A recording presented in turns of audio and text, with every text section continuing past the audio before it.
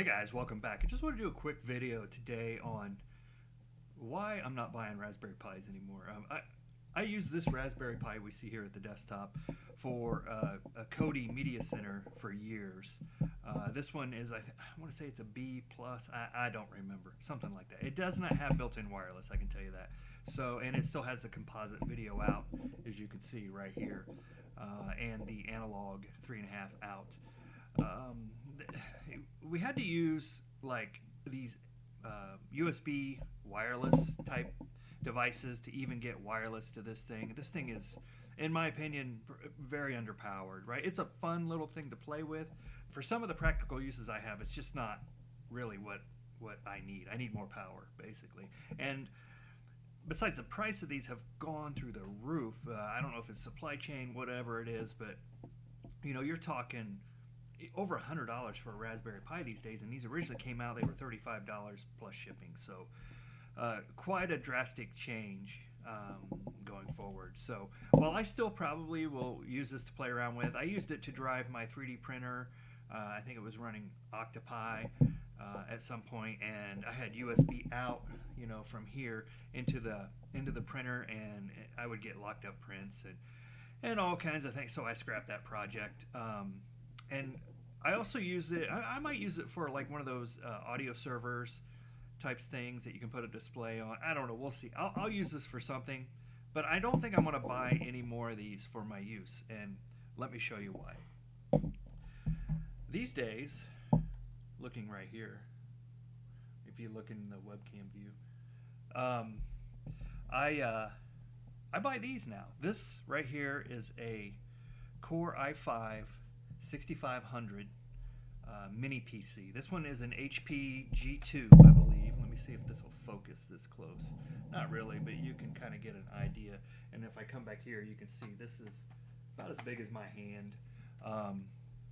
These things, now a 6500, yeah, that's kind of old and probably underpowered by PC standards, right? But from a mini PC, from a Raspberry Pi type standard, that is like uber powerful. I've got 8 gigs of RAM, i5 6500 CPU. I've got HDMI out. This thing kills. I can use these for media servers. You know, if you wanted to get creative, you could use them for just about anything, because it literally is a PC. Now, what it lacks would be more storage options, so maybe not for a NAS, although somebody out there has figured that out, right? These are pretty awesome devices. I made this other system for my kids, an emulation system, and I'm going to take some footage of that and put it in over here. And it's an AMD Ryzen, I think it's a 5. Really powerful device, kind of a powerful GPU, and it does some awesome emulation. Like I ripped a bunch of their games from the PS2 that they used to play when they were younger, and it emulates those perfectly. And you know, they don't have to worry about getting the PS2 out, which really doesn't work that well anymore. It's got, you know, it doesn't read the blue discs really well anymore, which are some of their favorites. So these are just awesome little devices. So my projects going forward, unless they require something specifically like a mini single board computer, I'm going to find something else besides the Raspberry Pi. I'm going to find something that is a little cheaper and a little less volatile with supply chain, hopefully. I don't know, we'll see. But for now, I'm buying these mini PCs. Now, there's going to be a separate video coming out. I'm going to do a little bit of a series on these. If you look, like, that is your power connector right here. So these use like higher power laptop type power supplies, right? So the confusing part is you can get these really cheap on eBay. I don't know if I mentioned that, but this one I think I paid about $60 with shipping and the power adapter. If you find them without the power adapter, they're much cheaper. So you know, you could pick one up for, I don't know, a lot less, and then go out and match your proper power supply. And there'll be specs that we can look at on here to find out what power supply is needed. But that's going to be a separate video. I don't want to make this one too long. But I just wanted you guys to know to check these out. I know there's a couple videos out there as I was looking through when I made that emulation system for the kids.